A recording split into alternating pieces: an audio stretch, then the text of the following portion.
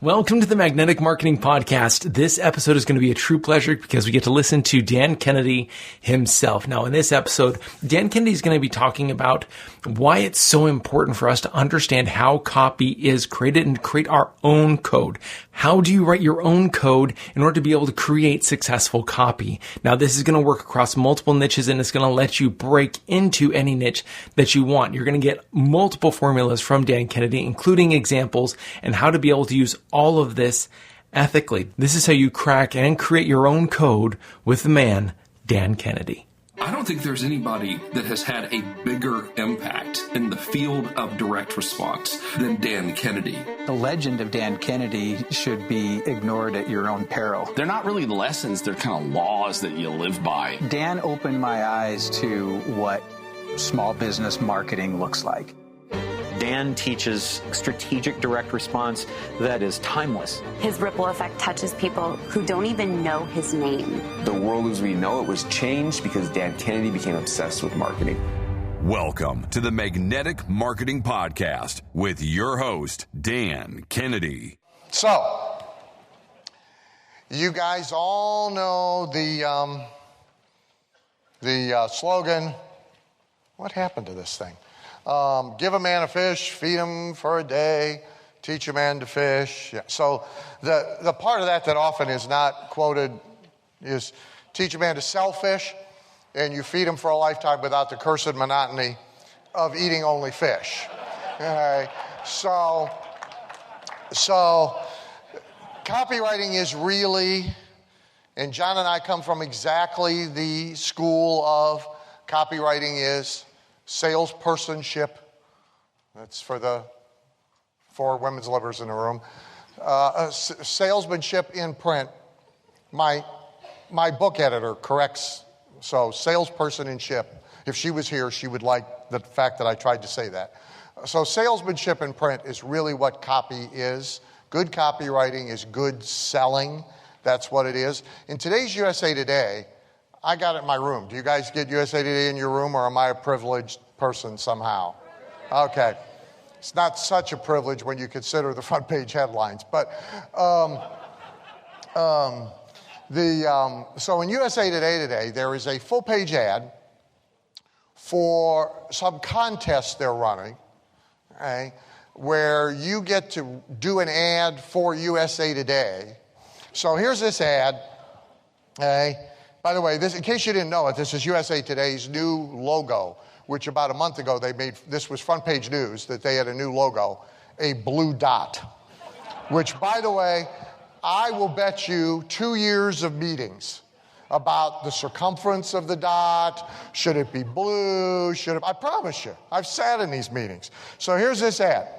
Give us your creative, win $1 million in advertising. You may want to enter this until I tell you why you shouldn't.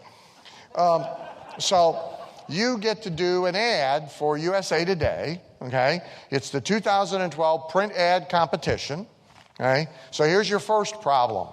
First problem is who the judges are. So it's judged by some of the best names in the business. What business?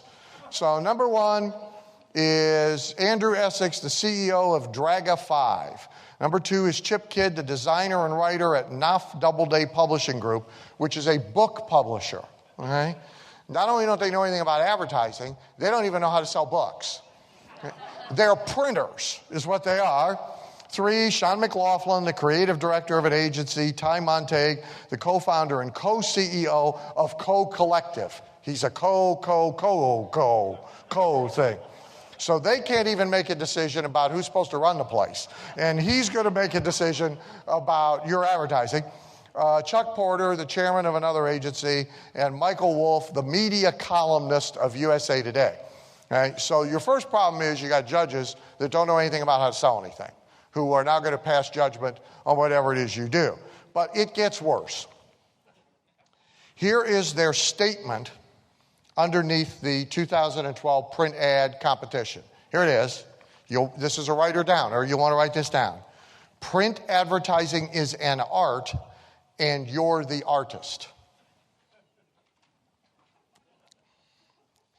They couldn't be more wrong. Art is art. We are not sure what that is. Some people claim to know it when they see it. At the National Endowment of the Arts, we give money for pictures of people peeing on crosses, and we call that art. So we have a wide range of what we consider to be art. But anybody who thinks advertising is art is a moron. All right? The point of advertising is not to have somebody like it so much they wish to put it in a frame and put it up on their wall. That's not the point of advertising. The point of advertising is to sell something. And that bunch undoubtedly does not think so. So they will judge it on criteria that has nothing to do with whether or not it is capable of selling anything. Most of you in this room live in the real world, which is where John and I and our clients live, which often is advertising bought for $1 with a hot check. Ad must produce revenue before check clears. That's the real world. It's definitely the world I grew up in. That's how I came up. Buy postage stamps with hot check. Drop stuff in mail. Hope money arrives before check clears. It's a little trick you used to be able to do. You can't do it now. You used to be able to take an X-Acto knife and you used to be able to cut through the numbers on the bottom of the check. That bought you an extra 4 or 5 days. Some of the people in the room are nodding. Other people don't know that, but that bought you another 4 or 5 days. I'll bet I didn't issue a check for 3 years that I didn't put in a razor blade and put a little thing through it. Okay? So, I mean, you talk about hope as a strategy. We were running on that. So when that's the world you live in, it ain't art. Okay? Unless it's about a guy named Art, it ain't art. It's about selling stuff. And so when you get it that copy is selling and selling is really copy, then you're a long way towards being able to either produce for yourself or know when you see it produced for you effective copy. There's very simple tests.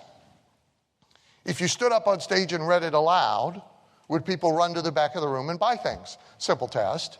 When you read it aloud to yourself, is this what you would say to somebody if you were face to face with them across the kitchen table or across the conference table trying to sell them something? And if it's not, it's probably not good copy. That's pretty simple. But we can make this much more complicated. And since we have 3 sessions to fill, tonight, tomorrow morning, and the next night, I am about to make it much more complicated for you. There is a secret code. And so my contribution tonight will be to talk about the secret code. So, there is a secret code to successful info marketing copy in just about every category there is. So for categories, by the way, let me just jump to that for a second. Info marketing, I mean, there's a million little ones, but basically the categories that the info marketing business really deals with is health, and in there we find fitness, we find beauty, we find weight loss. There's finance, in where we find the investment stuff, the personal finance stuff, the how to make money in stocks, how to make money in commodities, how to make money in real estate, how to make money in llamas, and the doom and gloom, Armageddon, the end of the world, the kind of the Glenn Beck crowd. There's the opportunity category. Okay? There's the niche business category, which our panel was all about this morning. There's personal growth and self-improvement, and there's hobbies. Okay? And that pretty much is the list of the main categories in info marketing. So there is a secret copy code behind every one of those categories. Whichever one or ones apply to you, I'm going to tell you how to go crack the code for yourself and how to reverse the code into a template from which you can rather efficiently create, for the most part, serviceable copy. Now, it may not be John Carlton level copy.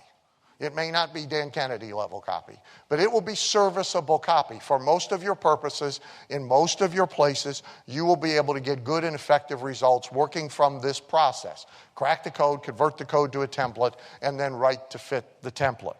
So that's what we're going to do. Here's why it's necessary. The reason we want to steal other people's copy codes is because, does that disturb some of you? Are you giggling at the word steal? There's ethical theft and there's unethical theft. So in this case, unethical theft is like theft of copy verbatim. Okay? For that, you should go to jail, and you actually can go to jail if somebody's very aggressive about it. I'm talking about stealing the architecture. I'm talking about stealing the framework on which you now hang the words. I consider that ethical theft. So, the reason why it's necessary to steal other people's copy codes is because in most cases, most of you can't do enough testing to genuinely get to success by your own testing. So the big guys in any category do mammoth amounts of tests. They do big horizontal tests. 20, 30 different headlines. This is like the beginning of a test matrix. This is why you have to steal code. So if we're going to test 4 lists, and we're going to test 5,000 names on each of the 4 lists, if we're going to do direct mail, we'll just start with this. So we have headline A, headline B. Now we have offer A, which we have to test with headline A, but we also have to test offer A with headline B. Then we have price A, which we have to test with headline A with offer A. But then we have price A, we have to test with headline A with offer B, et cetera, et cetera, et cetera, et cetera. So just this far, which is not a complete test, at 5,000 units a sell, I'm up to 400,000 pieces in the mail in order to run the test. Most of you are in niches that don't even have 400,000 customers in the first place. So if we try and build our own code from scratch through our own testing, we either won't live that long. Okay, some of us are closer to the end than others, but I'm telling you, nobody in here will live that long. We'll get weary. We'll go broke. Right? One of those bad things is going to happen long before we crack the code through our own devices. So we want to steal code from somebody who is able to do a lot of testing with the people we want to sell to, preferably with something comparable to what it is that we want to sell. And their code, the good news is for you that once you identify who they are, they can't hide their code. They can't.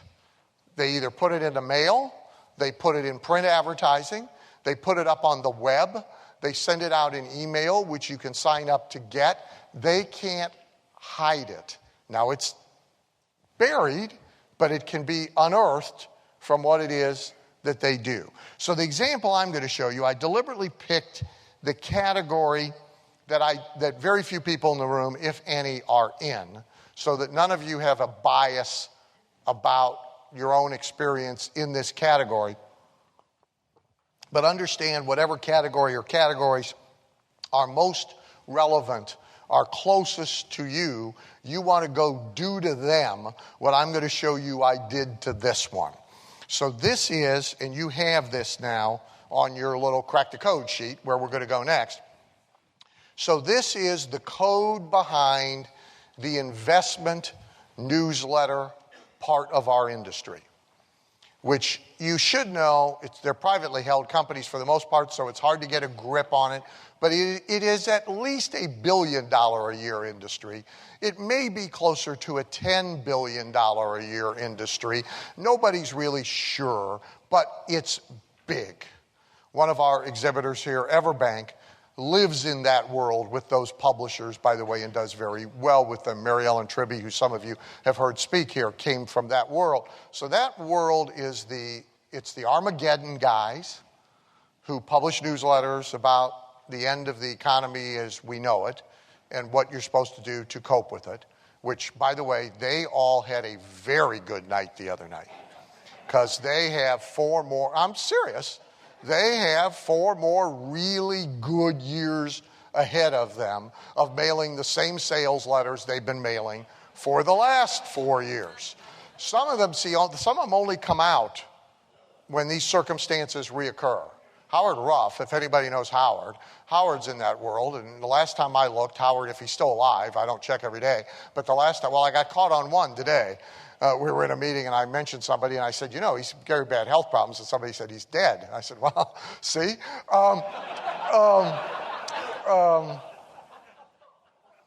Carlton asked me if I felt bad about it. I said, no, I just feel really good about being right. So Howard, if he's alive, is somewhere between 150 and 190 years old. And Howard's been retired I don't know how many times, but when kind of an economy like we just had happens, when a situation when people feel threatened by the government, Howard can't resist. He reappears and gets back in the newsletter business, and he takes sales letters he hasn't used in 20 years, and he changes the dates, and he puts them back in the mail, and they work great. So this is a billion-dollar industry sometimes. It's a $10 billion a year industry other times, but it's big. If you're unfamiliar with it, all you got to do is find one, subscribe to one. You will soon be getting all of the mail from all of them because everybody, of course, rents and shares everybody else's lists in that category. So they are all information marketers. Almost all their businesses revolve around a newsletter. Most of you are familiar with the End of America campaign that went on this past year. So their businesses revolve around newsletters. Some of them revolve around books and courses. Many of them then have ascension models that are not very different from what you're used to seeing with us. They put people into seminars and conferences. They put people into different levels of membership. They often have 5 or 6 brands under one roof that they are running, Agora, Phillips, those guys. Okay, so the investment newsletter category. So here's their code. Now, I want you to understand how I got their code, and I'm going to show you some examples. I did what you will do, all right, is I took all their stuff, and I Napoleon Hilled it, all right? I hunted for the commonalities, and I stick counted the commonalities out of 6 bazillion pieces of their direct mail, and I created a code. Not in any particular order, by the way. We'll get to that. So their code is as follows. It includes, again, these are not in priority order. They're just numbered to make it easier to reference them. One is alarm, okay? So they all use the psychological trigger of alarm, all right? There is some impending disaster just around the corner. The black helicopters are coming. All of your stuff is going to be confiscated. There'll be no food. There'll be no water. There'll be no colloidal silver. There'll be no whatever. And you got to get some right now, okay? Many of them recently, Lee Bellinger, who's very big in this business, they're selling one of their back-end products. I think it's $599, is a prepackaged, get out of your house in 90 minutes kit. Okay? And so it's got an axe and a box of Band-Aids and some dried food and a flashlight and all put together in a box. Okay? That's one of their back-end products. Okay? So they live on alarm. You will not find hardly any pitch, no matter how positive it is otherwise, where they have not used alarm somewhere in it in this entire industry. Second, mystery and mystique.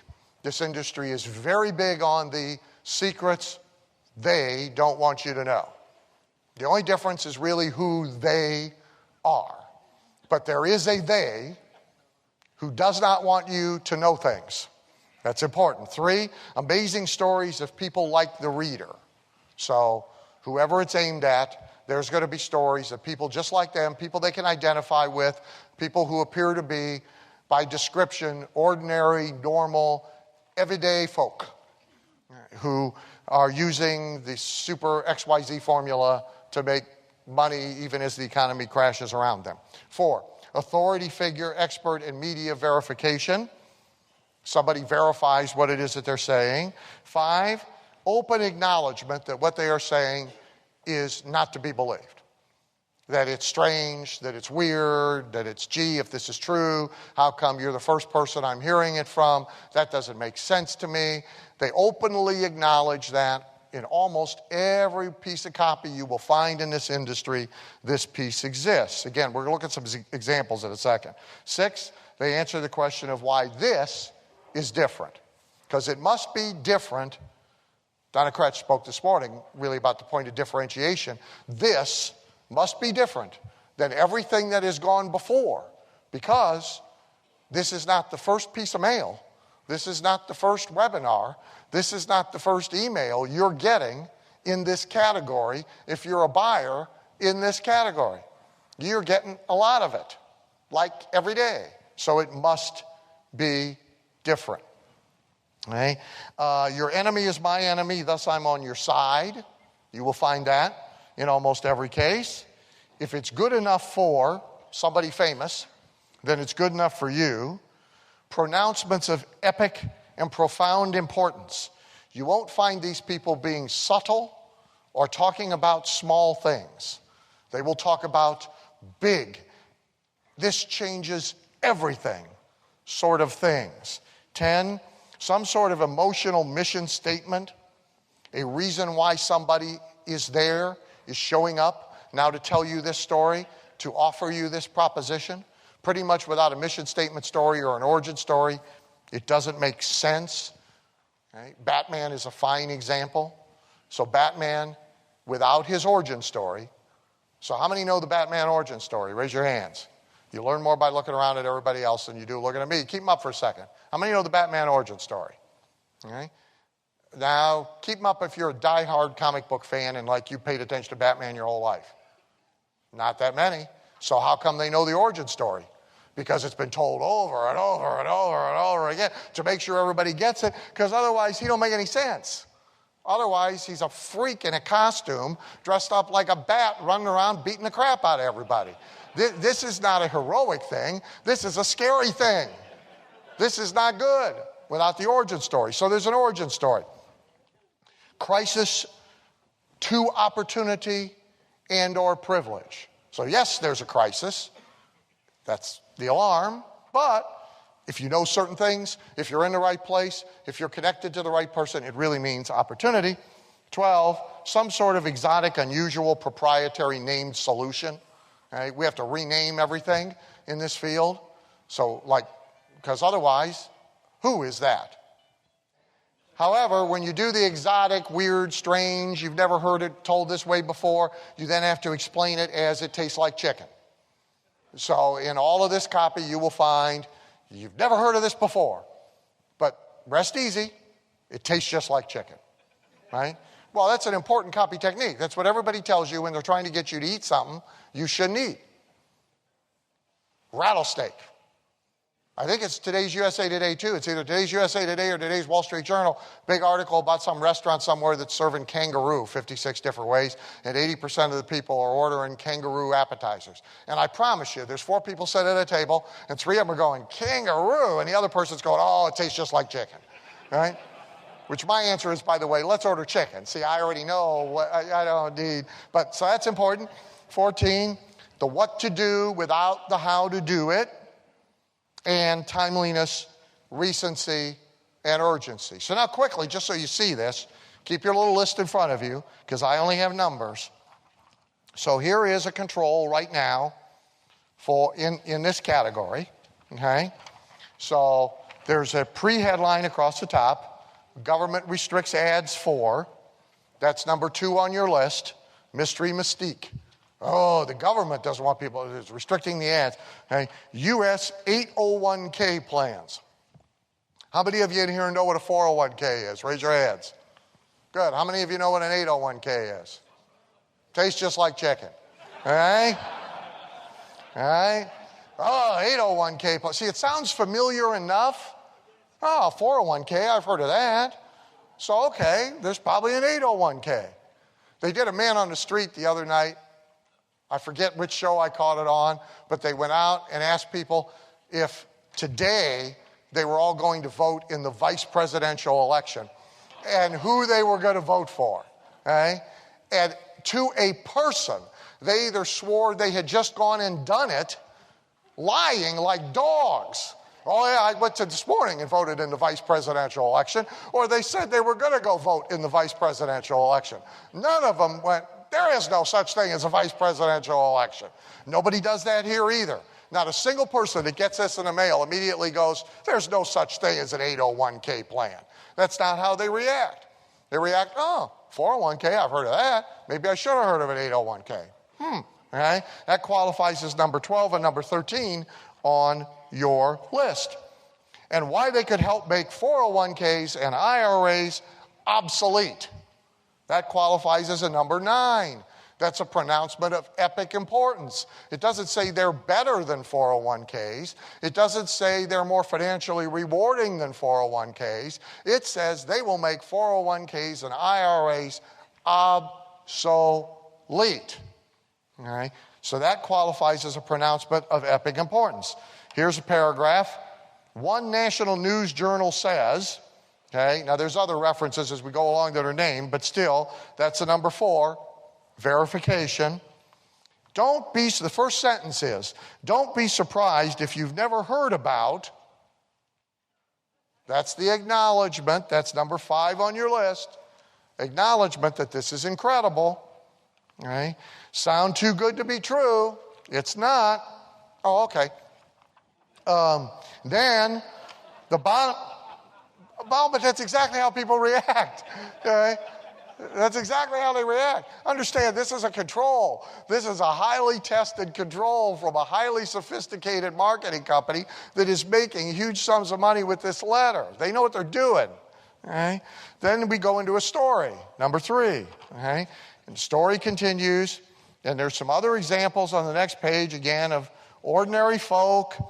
So the Rosso family of East Hartford, Connecticut, they got an 801k plan with $250, and now it's worth $19,000. 63-year-old Percy Schwartz of Clinton, New Jersey, he's $166, is now $84,666. And 101-year-old Andrew Cantor from New York City has turned an $1,842 stake into $8 million using the 801k plan strategy. Now, by the way, that's something that's not on your list. It should be. I missed one. So jot down number 16, meaningful specifics. Okay? See, it's very important that he's 101 and he's in New York, and that Percy is 63 and is in Camden, and all that stuff's important. Okay? Number 4, again, we have authority figure. So number 4 down here we now have the verifications. Number 4 on your list. Robert Luke, who does financial research for the Atlanta Journal, says. MarketWatch says. Tom O'Hara of the National Association of Investors says. Kenneth Hooker, who writes for the Boston Globe, says. Okay, so that's number 4 on your code list. Number 4 on your code list, here's a beauty. IRS worker turns 1842 into $8 million. It turns out the 101-year-old guy worked for the IRS. So who more credible to tell us about 801k plans that the government doesn't want you to know about than a guy from the government who's ratting them out? Perfect. Okay, he's perfect. Okay, so that's your number 4. Number 3 on your list. Here's another number 4. And I'm only showing you some of the pages. So here's another number 4. The Wall Street Journal wrote, okay, number 9, profound, epic, retire rich on just $10 a month. Okay. You should know, by the way, this is going to an Investor's Business Daily reader. This is not going to Roseanne Barr at a trailer park somewhere. This is going, okay. Here, number 6, why this is different. We got charts that show you why it's different. You'll never decipher these charts. Don't matter. There's charts. That's proof. Proof that it's different. Because look, it's got charts. Number 6. Okay. How are we different? We are not brokers. We don't manage money. And unlike Wall Street brokers, our analysts never trade the securities they recommend. That makes them different. If you stop to think about it, it doesn't make them better. We would never invest in the shit we're telling you to buy. But it does make them different. 8 on your list, if it's good enough for George Bush's secret retirement legacy. Okay? Turns out George Bush has got one of these plans. How about that? Okay? Next letter. This is a different one. Same code, different letter. On December 12th, 2012, or December 21, 2012, America's most popular investment will reach its use-by date. It will be a civilization-altering development. That's number 9 on your code list. Number 4, a reviewer in Newsweek and the Wall Street Journal. Now, what's funny about this verification, this is what's called negative verification. This is, because they attack me, I must be real. So a reviewer in Newsweek dismissed this as an unthinking attack on reason. And the Wall Street Journal categorically denounced it as no more than the natterings of a dopey ant.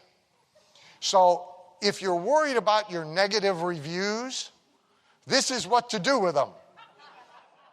You use them as verification, because if you're being attacked, you must know something pretty cool.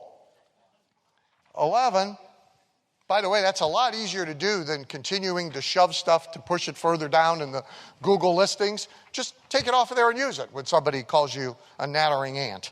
Number 11, crisis equals opportunity. But if you were on the right side, you could seize opportunities that only come along once or twice in a century. Okay? Here's our number 10 on our list. Number 10 on our list. Yes. Emotional. It's all I can do to do this. Running the AV is too much for me. So, number 10, emotional mission statement. Civilization is about to confront its greatest crisis ever. It's why I have been impelled to return from retirement, for I have been warning that this day would arrive for many years now, and I am returning to the public eye to complete the job I began long ago. It will be the fulfillment of my life's work. Parentheses, I'm out of money, and no, that's not here. I'm sorry. Number 11, crisis equals opportunity. In fact, I believe more money will be lost and made in the 18 months following this event than ever before. Okay, crisis opportunity. So if you went and got, so here's another one. This is a different one now. This is current. This is a control. It's a current control. So number 1, alarm, and number 9, pronouncements of epic importance. The mother of all financial bubbles is just now starting to pop. Okay. Then we have our number 14. 14 is what to do, not how to do it. Okay, so here's what you need to do. Step 1, make sure you live and work someplace safe. And then it tells us about safe places. Doesn't tell us where they are, doesn't tell us how to get there, but it tells us we should be living in a safe place. Step number 2, move your money out of harm's way. Okay, it makes sense? How do we do that? Well, it doesn't tell us how to, just tells us. Step 3, use underground banking. Doesn't tell us how to do that. Okay? Some guy's out in his backyard digging now, looking for the bank. He didn't know he had it. Okay? That is what to, not how to. Okay? Here's another control. Here's number 8. This is caught on videotape, footage from a recent business. Here's number 8. Including the vice president of Chevron and even the managers of a $125 million pension plan in San Francisco. All right, so we've got, if it's good enough for them, it's good enough for. Okay, so there's your code list from this industry. Now, if you take any category of info marketing, so if you take niche, the folks who were up here this morning, if you take niches, so if we took all their marketing and we lined it up on a table and we carefully went through and we identified something that they all did, and we wrote it down, we would crack their code. So here's how to crack any code. Number 1, you need at least 12 to 24 historical controls. You don't just want contemporary, because sometimes the current people drift away from what works. So you want a dozen to 24 historical controls. Right? So I go looking, if I enter a new category, whether it's in info marketing or in something else, I go looking for the history of what was being sold in that category 5 years ago, 10 years ago, 20 years ago, and I try and find some controls that have history. I will at least go, say, to the trade journals. So like I'm rewriting right now lead generation ads in the chiropractic field for Dr. Tom Shack at Health Source, who's a franchisor. I wrote his first lead generation ads. He's been living on them for a few years. They're starting to wane. I now got to write them again. So even though I know a lot, I wanted every chiropractic trade journal for the past 2 years so I could go through and I could find my controls and I could make sure I had the code list right before I wrote the copy. So we want historical controls. Then we want 6 to 12 contemporary controls.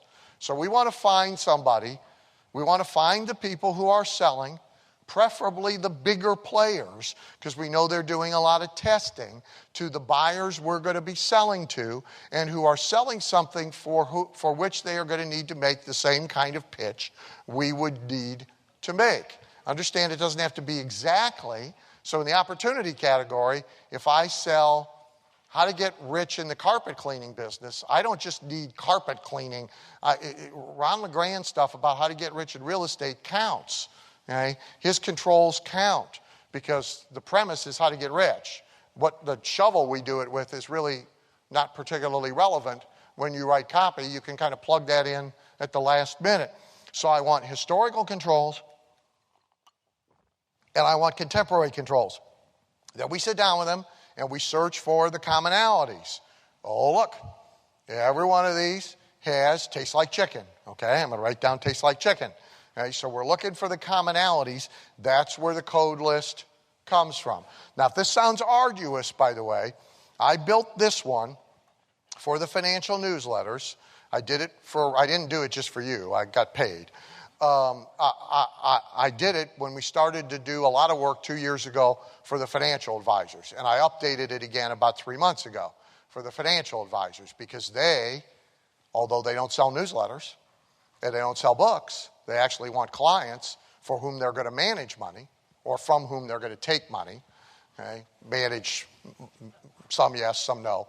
But they're at least going to take it. Okay? However, they're selling to the same client, the same person that these guys are selling to, and they're basically selling the same premise, is you need to do something different with your money than you're doing now, and you need to do it quick.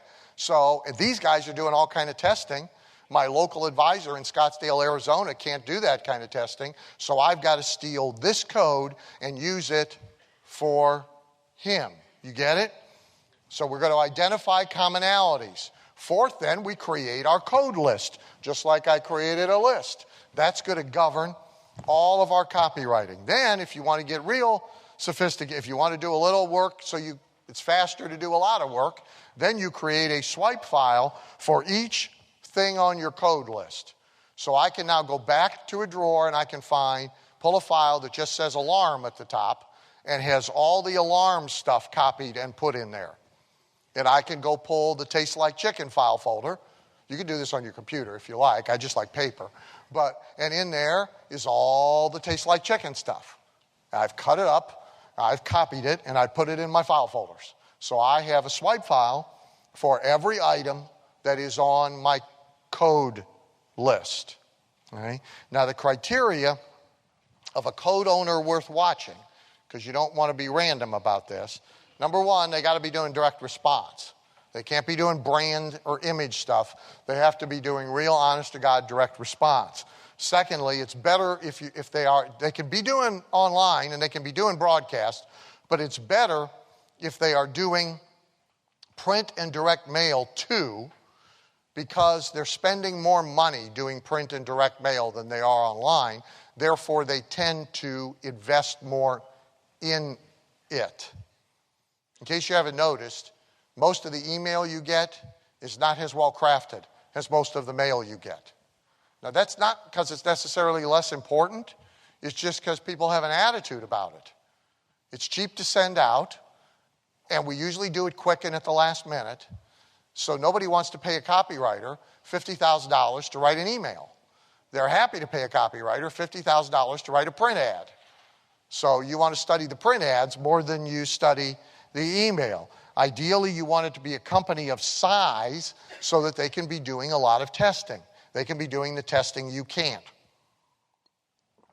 Number 4, Obviously, you want them active in your category or a comparable category. And number 5, you want some longevity, some evidence they've been running multiple promotions over a period of time, because you really don't want to be following an amateur around who is learning day to day just as you are. So how to find the code owners.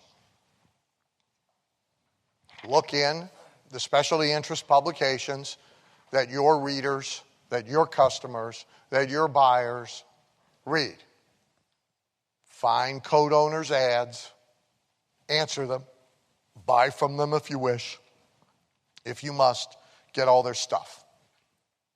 In a niche or a subculture, if you are not in the niche, you are not in the subculture, so you are, let's see, who is up here who's not? Well, really, they're all from their niches. But let's take Rory Fatt at Restaurant Marketing Systems, who never owned a restaurant. So what Rory would do is he needs a buddy who owns a restaurant, because he needs 3 months of that guy's junk mail. If you don't have a buddy, just go pay somebody. They put a big laundry basket in their office or their house, and they throw all their junk mail in it. And at the end of 3 months, you give them $1 for every piece of junk mail they threw in the big laundry basket, and you got 3 months worth of junk mail, and they're excited. And now you can take it all home, and you can sift it into piles, and you can check carefully to see these 5 pieces are really from the same place. Okay? And this one came 3 times during the month. That probably means it's a control, and you can now create your tabletop from which you are going to crack the code. Okay? There's a book called The Directory of Major Mailers, which you can get, which tells you who's mailing how much to whom. Then you can go Google them, and you can find their website, and you can find their address, and you can buy something from them, and then you'll be on their mailing list, plus you'll be on the mailing list of everybody they rent their mailing list to, and bingo, you will soon have a big table full of stuff that you can begin to sift and sort and use to crack the code. There's a reference called Standard Rate and Data Service, SRDS.com. It's a commercial marketplace and mailing list. Again, it will tell you who's got what size list, how many new names they get every 90 days, how many come from direct mail, how many come from these other sources. When you find somebody who is very analogous to you that you want to model, there's another thing you can do. You can act like you want to rent that list, whether you do or not, and you are then going to get a thing called a data card, and one of the things it's going to tell you is who's renting that list on a continuous basis. You then can go to the Inside Direct Mail archives, and you can order the controls of everybody on that list. And they make Xeroxes of them and send them to you. You don't even have to go find them. And now, if we go find the Investors Business Daily master file of people who not only subscribe to Investors Business Daily, but buy stuff from investors, their best list, we see here's 8 companies that are mailing it all the time. We then go to Inside Direct Mail, and we say, give me the current controls of these 8 companies. Bingo, we got them. And now we can search them for commonalities, and we can crack the code. Not only can we crack the code in general in that category, we've cracked the code of who's selling to that list. And if we're going to mail to that list, or advertise in that publication, we can, if we'll do a little work, have a code list just for it. Nanton, Dix, if you're in the room, this is part of the conversation we had earlier today of why the same ad really shouldn't run in 4 different publications without some changes, because there may be different code. Websites, of course, we can go to their websites. We can sign up for their email list. We can go to their webinars, etc. And, of course, buy from the best. Spend a little money. Now, how do we turn all this into a template? So, there's 2 approaches to templating. So, first of all, you can decide sort of arbitrarily on the big architecture you wish to use for a copy. I happen to like problem, agitate problem, invalidate options, solve, more than I like anything else. Okay? So if you examine my work, and you want to look for an architecture code, you'll find that pretty quick. You'll see I use it over and over and over. I just hang different clothes on it, okay? But the architecture is the same, okay? Some people like the oldest sales form: attention, interest, desire. So you can decide on an architecture. Then you can take your code items from your code list and put them in order in the architecture. What do you think should go first under attention? What do you think should go first under interest? What do you think should go first under desire? And you can line them up. Then you can create your headlines and your subheads from that, and bingo, guess what you got? You got an outline. You can also take anybody's control. So if you go through the whole exercise I just did in the investment newsletter category, and we identify now that list, which I gave you as a sample, the code list.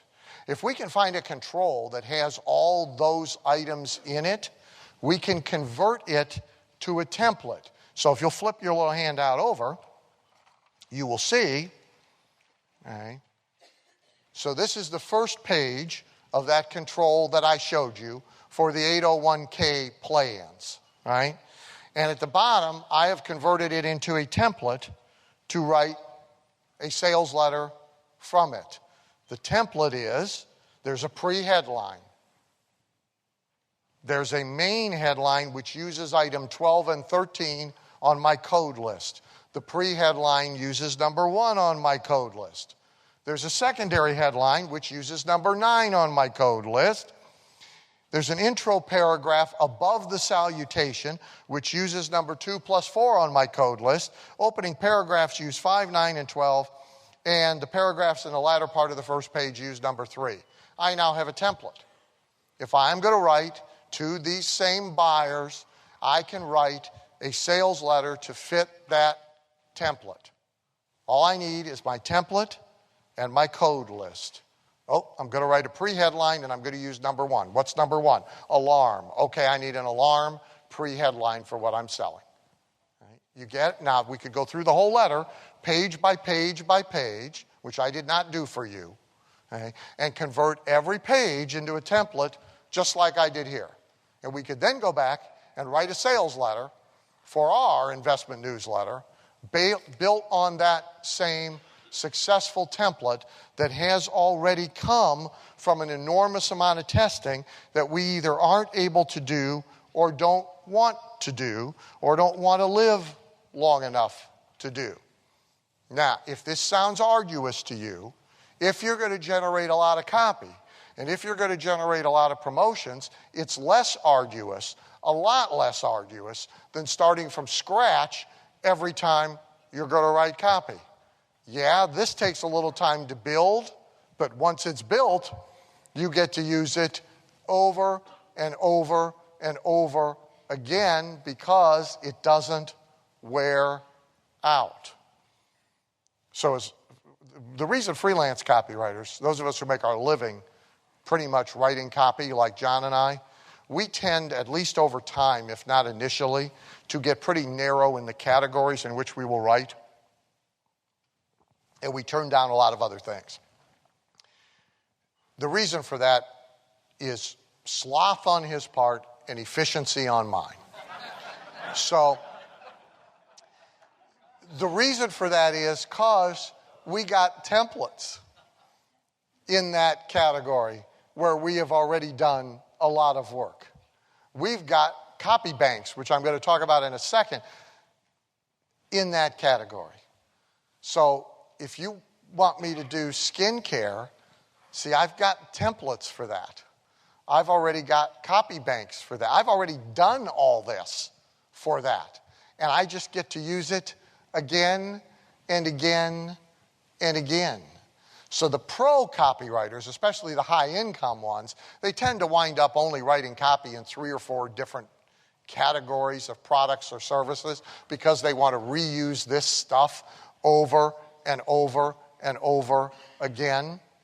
The real meticulous ones may check it like I just did in Chris's case, but the check was pretty quick because I already had templates and swipe files tied to my code. I got my code and I got a copy bank. So the last piece of this puzzle is a copy bank. So the copy bank now is, you've decided on your categories. You've built templates. Write copy hunks from your code for every one of those categories. Lots of them. Just anytime you've got a few spare minutes, write some copy. You don't have to need it this minute. So get 500 opening paragraphs that use alarm done, that have some relationship to your business, and have them in a box or a computer file. Now you got a copy bank. You definitely want a vocabulary list. A good copy bank has a pre-done vocabulary list. It's like your own thesaurus. What are the words you should use to describe Armageddon? What are the words you should use to describe opportunity? What are the words? So now, again, when a pro builds that, so I've built that for clients. The last one I billed at $1 million. So this is worth you taking the time to do if you're going to do a lot of copy in your category, or if you're going to have copywriters work for you. Because if you can hand them a copy bank to work from, you make everybody's life a lot easier and a lot more efficient. You organize your swipe material by each one of these categories, and ideally you got one item on each card, on a piece of paper, in a computer file, so you can print out just the one thing that you want. You want your copy bank ultimately to work like a Chinese menu. So it is now time to write. I pick or build my template, and then I pick one item from column A, and one item from column B, and one item from column C, and I stick them in the template, and then I smooth out the edges. That at least gets you to rough draft, if not to finished draft. So I'm not sure in John's case. I've asked a bunch of pro copywriters, freelancers, how many drafts they do. And many of them say to me 4, 5, 6, 7, 8 drafts. I never do more than 2. Never. I do a first draft and a final draft. That's what I do. The first draft is what I just described to you in most of the cases. It's Chinese menued into a template, smooth out the edges. The final draft is finishing it off, making this sound better. I got an inspiration for an idea I can fit in here. First draft, final draft, out the door. That's the power of a great copy bank. So how many think this is cool? Okay, good. Very good. Okay.